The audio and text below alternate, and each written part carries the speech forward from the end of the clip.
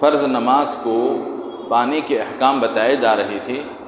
کہ اگر کوئی آدمی اکیلا نماز شروع کر لیتا ہے پھر بعد میں فرض جماعت کھڑی ہو جاتی ہے تو کیا کرنا چاہیے، یا ہے کہ کوئی آدمی سنت پڑھ رہا ہو اور فرض جماعت کھڑی ہو جائے تو کیا کرنا چاہیے، اور کوئی آدمی جب مسجد میں داخل ہوا تو اس وقت جماعت کھڑی ہو چکی تھی تو اب اس کو سنت پڑھنے کا وقت نہیں ہے تو اس کو کیا کرنا چاہیے، اس طرح کے احکام اس میں بیان ہو رہے تھے۔ اب اس کے بعد اسی تسلسل میں کچھ اور مسائل ہیں۔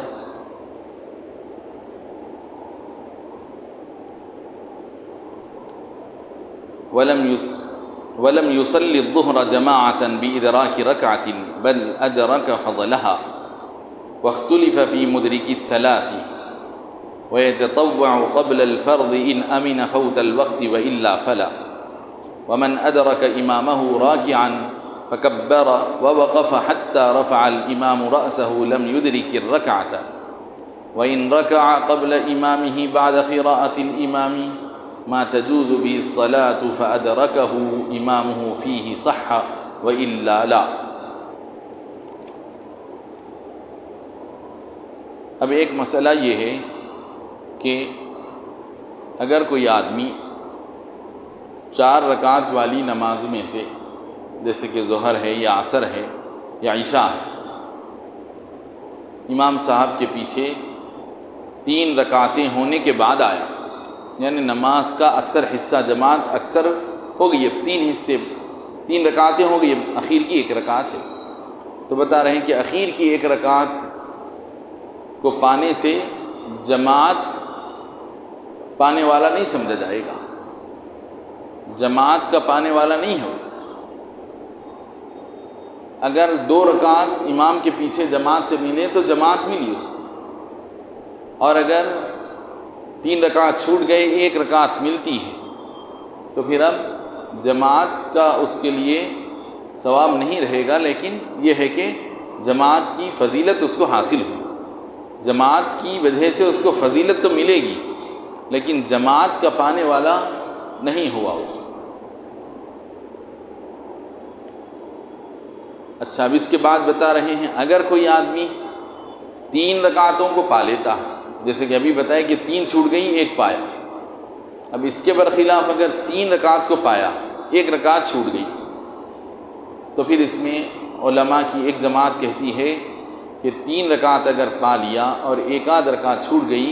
تو جماعت اس کو مل گئی، جماعت بھی ملی فضیلت بھی اس کو حاصل ہوئی۔ لیکن پھر اس میں بھی ایک جماعت علماء کی یہ کہتی ہے کہ 1 رکعت بھی نہیں چھوٹنا، پوری 4 کی 4 رکعت پوری ملیں گی تو جماعت اس کو ملی جیسا ہوگا۔ ایک بات ایسی بھی ہے، لیکن جو بات معتبر ہے وہ بتا رہے ہیں کہ 3 رکعت کم سے کم اگر مل جاتی ہیں تو پھر اس کو جماعت مل گئی، اور اگر صرف 1 رکعت ملی 3 رکعت چھوٹ جاتی ہیں، 3 رکعت اکیلے پڑھتا ہے 1 رکعت امام کے ساتھ پاتا ہے تو پھر اس کو جماعت ملنے کا اس کے لیے اعتبار نہیں ہوگا، البتہ صرف فضیلت اس کو جماعت کی جو فضیلت ہے اس میں شامل ہو گیا۔ اب دوسرا مسئلہ ہے وَيَتَطَوَّعُ قَبْلَ الْفَرْضِ إِنْ أَمِنَ فَوْتَ الْوَقْتِ وَإِلَّا فَلَا۔ اب جن نمازوں میں فرض سے پہلے جو سنتیں ہیں، فرض سے پہلے جو سنت مؤکدہ یا غیر مؤکدہ، جیسے فجر میں 2 رکعت سنت، ظہر میں 4 رکعت سنت، عصر میں 4 رکعت سنت، عشاء میں 4 رکعت سنت، تو جن نماز صرف ایک مغرب کو چھوڑ کر ہر نماز میں فرض سے پہلے سنت ہے، مغرب میں اذان کے ساتھ فوری نماز پڑھنا ہے، اب کوئی سنت نفل پڑھنا نہیں، باقی 4 نمازوں میں فرض جماعت سے پہلے آپ کو سنت پڑھنا ہے، فجر میں 2 رکعت سنت، ظہر میں 4 رکعت سنت، عصر میں 4 سنت، عشاء میں 4 رکعت سنت۔ فجر اور ظہر کی جو سنت ہے سنت مؤکدہ، عصر اور عشاء کی پہلے جو سنت ہے وہ سنت غیر مؤکدہ۔ تو بہرحال چاہے سنت مؤکدہ ہو یا غیر مؤکدہ، اگر نماز کا وقت اتنا تنگ ہو جائے کہ اب اس میں صرف فرض پڑھی جا سکتی ہے، بس صرف یعنی اتنا وقت تنگ ہو گیا، مثلا یہ کہ کوئی آدمی سفر میں ہے، پانی ڈھونڈنے میں وضو کے لیے پانی کو تلاش کرتے کرتے اتنے اخیر وقت میں پانی ملا کہ اب یا تو 4 رکعت فرض پڑھی جا سکتی ہے یا سنت پڑھتے ہیں تو پھر اب وقت ختم ہو جائے گا، فرض نہیں پڑھ سکتے، یا پھر سیدھے سنت فرض پڑھ لینا، سنت چھوڑ دینا، اتنا تنگ وقت ہو جائے۔ ایسے ہی فجر کی فرض نماز، اگر آپ 2 رکعت سنت پڑھتے ہیں تو سنت پڑھے تک فرض کے لیے وقت نہیں رہتا، یا پھر سیدھا فرض پڑھ لینا، سنت چھوڑ دینا۔ اتنا اگر وقت تنگ ہو جائے تو پھر ایسی صورت میں کیا کرنا چاہیے؟ یا نیند اتنے اخیر وقت میں آنکھ کھلی کہ اب بالکل آپ وضو بنا کر نماز کے لیے کھڑے رہتے ہیں، تو اب بس صرف 2 رکعت پڑھے اتنا وقت ہے، یا تو 2 رکعت سنت پڑھ سکتے ہیں یا 2 رکعت فرض۔ تو کیا کرنا؟ کیا سنت پڑھنا اور فرض کو چھوڑ دینا، یا سنت چھوڑ دے کے فرض پڑھ لینا؟ تو بتا رہے ہیں فرض چونکہ اہم ہے، لہذا اگر وقت اتنا تنگ ہو جائے کہ آدمی کو وقت کے ختم ہو جانے کا اندیشہ ہو سنت کے پڑھنے کی صورت میں، تو آدمی کو چاہیے کہ سنت کو چھوڑ دے اور فرض کو پڑھ لے۔ اور اگر اس کو اطمینان ہے، سنت پڑھ کے فرض پڑھنے کی صورت میں اطمینان ہے اس بات کا کہ سنت پڑھنے سے فرض فوت نہیں ہوگی، فرض پڑھنے کے لیے وقت باقی رہے گا، تو پھر ایسی صورت میں فرض سے پہلے کی نفل کو، سنت کو پڑھے گا، اس شرط کے ساتھ کہ وقت کے ختم نہ ہونے کا اس کو امن و اطمینان ہے، ورنہ پھر اس کو چاہیے کہ سنت نہ پڑھے، سیدھے فرض پڑھ لے۔ ومن ادرک امامہ راکعا فکبر ووقف حتی رفع الامام رأسہ لم یدرک الرکعۃ۔ ایک مسئلہ یہ ہے کہ ایک شخص امام صاحب کو رکوع کی حالت میں پائے، جیسے کہ ہم وضو بنا کر آ رہے ہیں، جماعت چل رہی ہے، ہم وضو بنا رہے ہیں، اور ہم وضو بنا کر آئے تک امام صاحب قرات ختم کر کے رکوع میں چلے گئے، رکوع میں ہے امام صاحب۔ تو بتا رہے ہیں کہ ایک آدمی جب مسجد میں آ پہنچا تو اس وقت امام صاحب بالکل رکوع میں، تو وہ آدمی امام صاحب کو رکوع میں دیکھ کر وہ آدمی فوری تکبیر باندھا، تکبیر باندھ کر کچھ دیر کھڑا رہا، مگر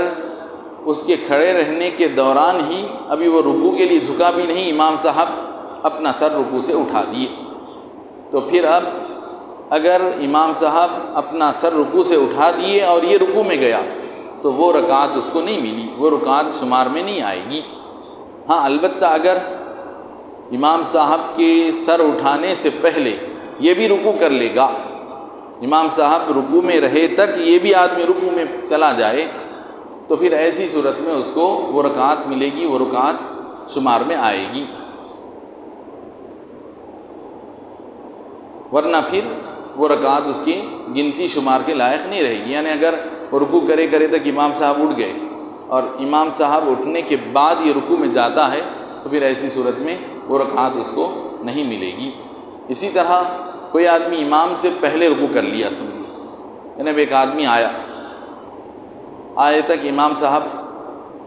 سورہ فاتحہ کے بعد جو قرات کر رہے تھے قرات کر لی مکمل، تب یہ رکعت باندھنے کے بعد کھڑا رہا اور اللہ اکبر بول کر رکوع میں چلے گیا، کیونکہ امام صاحب قرات جو کر رہے تھے ان کی قرات پوری ہو گئی، تو ابھی امام صاحب رکوع میں گئے بھی نہیں، یہ رکوع میں چلا گئے۔ امام صاحب مثلا یہ کہ الم ترى کا سورہ پڑھ رہے تھے، فجعلهم كعصف مأکول بولے امام صاحب، تو جیسے ہی ان کی سورہ ختم ہوا یہ آدمی کیا کیا، رکعت باندھ بھی لیا اور رکوع بھی کر لیا، جبکہ ابھی امام صاحب ابھی قرآن کی آیت ابھی ختم کی، انہیں اللہ اکبر بول کے رکوع میں گئے نہیں، ان سے پہلے یہ رکوع میں چلا گیا۔ تو اب اس کا یہ رکوع کرنا